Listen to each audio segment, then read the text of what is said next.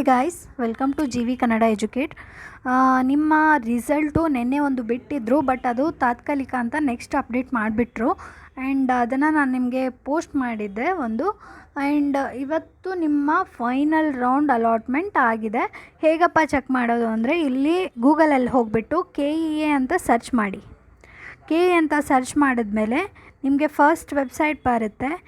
ಅದ್ರ ಮೇಲೆ ಕ್ಲಿಕ್ ಮಾಡಿ. ಕ್ಲಿಕ್ ಮಾಡಿದ್ಮೇಲೆ ಇಲ್ಲಿ 3 ಲೈನ್ಸ್ ಮೇಲೆ ಕ್ಲಿಕ್ ಮಾಡಿದ್ಮೇಲೆ ಪ್ರವೇಶ ಅಂತ ಇದೆಯಲ್ಲ, ಪ್ರವೇಶ ಅಂತ ಕೊಟ್ಟಮೇಲೆ ಕೆಳಗಡೆ ಡಿಪ್ಲೊಮಾ CET ಅಂತ ಬರುತ್ತೆ. ಅದನ್ನು ಕ್ಲಿಕ್ ಮಾಡಿ. ಕ್ಲಿಕ್ ಮಾಡಿದ್ಮೇಲೆ ಇಲ್ಲಿ ಫಸ್ಟಲ್ಲೇ ನಿಮಗೆ ತೋರಿಸಿದ್ದಾರೆ ಮೊದಲ ಸುತ್ತಿನ ಅಂತಿಮ ಫಲಿತಾಂಶದ ಲಿಂಕ್. ಅದ್ರ ಮೇಲೆ ಕ್ಲಿಕ್ ಮಾಡಿ. ಕ್ಲಿಕ್ ಮಾಡಿದ್ಮೇಲೆ ಈ ಥರ ಇಂಟರ್ಫೇಸ್ ಬರುತ್ತೆ ನಿಮಗೆ.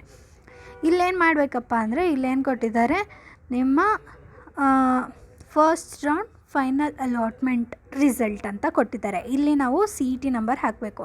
CET ನಂಬರ್ ಹಾಕಿಬಿಟ್ಟು ಸಬ್ಮಿಟ್ ಕೊಡಬೇಕು. ಇವಾಗ CET ನಂಬರ್ ಹಾಕಿದ್ವಿ, ಸಬ್ಮಿಟ್ ಕೊಟ್ಮೇಲೆ ನಿಮಗೆ ಈ ಥರ ಇಂಟರ್ಫೇಸ್ ಬರುತ್ತೆ. ಇದರಲ್ಲಿ ಏನೇನು ಬರುತ್ತೆ ಅಂದರೆ, ನಿಮ್ಮ CET number, name of the candidate, verified category, ಅದ್ರ ಜೊತೆ ರ್ಯಾಂಕು, ಡಿಸಿಪ್ಲೀನು, ಅಂದರೆ ಡಿಸಿಪ್ಲಿನ್ ಅಂದರೆ ಯಾವ ಕೋರ್ಸ್ಗೆ ಹೋಗ್ತಾಯಿದ್ದೀರಾ ಅಂತ, ಅದಾದಮೇಲೆ ನಿಮ್ಮ ಕಾಲೇಜು, ಅದಾದಮೇಲೆ ಯಾವ ಕ್ಯಾಟಗರಿ ಅಂತ, ಅಂದರೆ ಯಾವ ಕ್ಯಾಟಗರಿಯಲ್ಲಿ ನಿಮಗೆ ಸೀಟ್ ಅಲಾಟ್ ಆಗಿದೆ ಅಂತ. ನಿಮಗೆ ಡಿಫ್ರೆಂಟ್ ಕ್ಯಾಟಗರಿಯಲ್ಲಿ ಸೀಟ್ ಅಲಾಟ್ ಆದರೂ ಏನೂ ಟೆನ್ಷನ್ ತೊಗೋಬೇಡಿ. ನಿಮಗೆ ಎಷ್ಟು ಫೀಸ್ ಇರುತ್ತೋ ಅಷ್ಟೇ ಕಟ್ಟಬೇಕು. ಆ್ಯಂಡ್ ಅಲ್ಲೇನಾದರೂ ತೊಂದರೆ ಆಗೋದಿಲ್ಲ.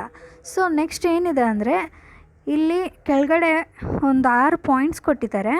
ಏನಪ್ಪ ಅಂದರೆ, ಇದು ಬರೀ ರಿಸಲ್ಟು, ಇದು ಅಡ್ಮಿಷನ್ ಆರ್ಡರ್ ಅಲ್ಲ. ಸೊ ನೀವು ಕಾಲೇಜ್ಗೆ ಹೋಗಿ ಅಡ್ಮಿಷನ್ ಮಾಡ್ಕೊಳ್ಳೋದೇನು ಇಲ್ಲ. ಇನ್ನು ನೆಕ್ಸ್ಟ್ ಅಪ್ಡೇಟ್ ಬರುತ್ತೆ. ನೆಕ್ಸ್ಟ್ ಏನಪ್ಪ ಅಂದರೆ, ಸೆಕೆಂಡಲ್ಲಿ ಕೊಟ್ಟಿದ್ದಾರೆ ಚಾಯ್ಸ್. 4 ಚಾಯ್ಸ್ ಕೊಡ್ತಾರೆ ನಿಮಗೆ. ಆ ಚಾಯ್ಸಲ್ಲಿ ನೀವು ಇವಾಗ 4 ಚಾಯ್ಸ್ ಏನಪ್ಪ ಇರುತ್ತೆ ಅಂದರೆ, ಫಸ್ಟ್ ಒಂದು ನೀವು ಕಾಲೇಜ್ ಆಕ್ಸೆಪ್ಟ್ ಮಾಡಿಬಿಟ್ಟು ಅಡ್ಮಿಷನ್ ಮಾಡ್ಕೊಳ್ಳೋದು.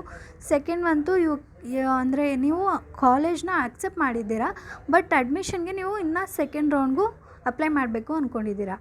ನೆಕ್ಸ್ಟ್ ಲಾಸ್ಟಲ್ಲಿ ಏನಿರುತ್ತೆ ಅಂದರೆ, ನಿಮಗೆ ಕಾಲೇಜ್ ಬೇಡ, ಆದರೆ ನೆಕ್ಸ್ಟ್ ರೌಂಡಲ್ಲಿ ಅಪ್ಲೈ ಮಾಡ್ತೀರಾ. ಲಾಸ್ಟಲ್ಲಿ ಏನಿರುತ್ತೆ ಅಂದರೆ, ಇನ್ನು ನಿಮಗೆ ಕಾಲೇಜೇ ಬೇಡ, ನೀವು ಅಡ್ಮಿಷನ್ ಮಾಡ್ಕೊಂಡಿದ್ದೀರಾ, ಇಲ್ಲ ಇಂಜಿನಿಯರಿಂಗ್ಗೆ ಹೋಗೋದಿಲ್ಲ ಅಂದರೆ ಲಾಸ್ಟ್ ಆಪ್ಷನ್ನ ಸೆಲೆಕ್ಟ್ ಮಾಡಿಬಿಟ್ಟು ಫೀಸ್ ಪೇ ಮಾಡೋದಿರುತ್ತೆ. ಫೀಸ್ ಪೇ ಮಾಡಬೇಕು. ಫಸ್ಟ್ ಚಾಯ್ಸು ಮತ್ತು ಸೆಕೆಂಡ್ ಚಾಯ್ಸ್ ಮಾಡಿದವ್ರಿಗೆ ಫೀಸ್ ಇರುತ್ತೆ. ಸೊ ಇವಾಗ ಇಲ್ಲೇನು ಕೊಟ್ಟಿದ್ದಾರೆ, ಈ ರಿಸಲ್ಟಿಂದ ನೀವು ಹೋಗಿಬಿಟ್ಟು ಕಾಲೇಜಲ್ಲಿ ಅಡ್ಮಿಷನ್ ಏನು ಮಾಡ್ಕೊಳ್ಳೋದು ಬೇಡ.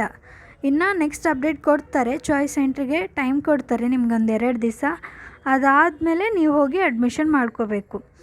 ಆ್ಯಂಡ್ ನಿಮಗೆ ಆಪ್ಷನ್ ಎಂಟ್ರಿ, ಇವಾಗ ನೆಕ್ಸ್ಟು ಏನು ಆಪ್ಷನ್ ಎಂಟ್ರಿ ಮಾಡ್ತೀರಲ್ಲ, ಲಾಗಿನ್ ಮಾಡಿಬಿಟ್ಟು ಆಪ್ಷನ್ ಎಂಟ್ರಿ ಮಾಡೋಕ್ಕೆ ನಿಮಗೆ ಮತ್ತೆ ಕೊಡ್ತಾರೆ. ಇವಾಗ ಕೊಟ್ಟಿರೋದು ಇವಾಗ ನಿಮಗೆ ಫಸ್ಟ್ ರೌಂಡ್ಗೆ ಫೈನಲ್ ಆಯಿತಾ. ಇವಾಗ ನೆಕ್ಸ್ಟು ಇನ್ನೊಂದು ಸರಿ ಫೈನಲ್ ಇನ್ನೊಂದು ಬಿಡಲ್ಲ.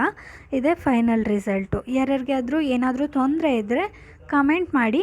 ಸೊ ನೋಡೋಣ ಏನಾಗುತ್ತೆ, ಏನು ಮಾಡ್ಬೋದು ಅಂತ. So thank you very much. If the candidate ಲಾಸ್ಟಲ್ಲಿ ಕೊಟ್ಟಿದ್ದಾರೆ ನೋಡಿ, ಒಂದು indication of choice will be applicable to the candidates who have not been allotted any seat. They can participate in subsequent round as per the rules and guidance. ಅಂದರೆ ಇವಾಗ choice entry ಕೊಡ್ತಾರಲ್ಲ, ಅದು ಯಾರಿಗೆ seat ಸಿಗಲ್ಲ ಅವರಿಗೆ choice entry ಇರಲ್ಲ. ಅವರು ಡೈರೆಕ್ಟಾಗಿ ಸೆಕೆಂಡ್ ರೌಂಡಲ್ಲಿ ನೀವು ಪಾರ್ಟಿಸಿಪೇಟ್ ಮಾಡ್ಬೋದು. ಪಾರ್ಟಿಸಿಪೇಟ್ ಮಾಡೋಕ್ಕಾಗಲ್ಲ ಅಂತ ಏನಿಲ್ಲ. ಆದರೆ ಚಾಯ್ಸ್ ಬಂದಿರೋದು 4 ಚಾಯ್ಸ್ ಇರುತ್ತೆ. ಅದು ಬರೀ ಯಾರಿಗೆ ಸೀಟ್ ಸಿಕ್ಕಿದೆ ಅವ್ರಿಗೆ ಮಾತ್ರ 4 ಚಾಯ್ಸು ಸೆಲೆಕ್ಟ್ ಮಾಡ್ಕೋಬೋದು. ಆಯಿತಾ? ಓಕೆ, ಯಾರ್ಯಾರು ಎಲ್ಲ ನೋಡಿರೋರಿಗೆ ಥ್ಯಾಂಕ್ ಯು ವೆರಿ ಮಚ್. ಮತ್ತು ನಿಮ್ಮ ಫ್ರೆಂಡ್ಸ್ಗೂ ಶೇರ್ ಮಾಡಿ. Okay, thank you. Stay tune for next updates. ನಾನು ನಾಳೆ ನಿಮಗೆ ನೆಕ್ಸ್ಟ್ ಅಪ್ಡೇಟ್ ಕೊಡ್ತೀನಿ, ಅಡ್ಮಿಷನ್ ಪ್ರೋಸೆಸ್ ಏನೇನಿರುತ್ತೆ ಅಂತ. So thank you very much for watching. Stay tune.